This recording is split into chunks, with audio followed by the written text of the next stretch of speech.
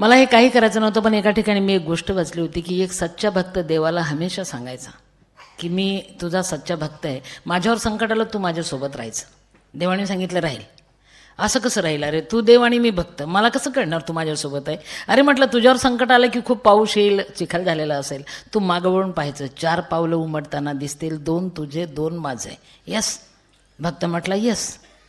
आलं ना त्याच्यावर संकट, पाऊस पडायला लागला, चिखल झाला, त्यांनी मागवळून पाहिलं, 4 पाय उमटत होते. त्याला वाटलं क्या बात आहे, भगवान हमारे साथ है.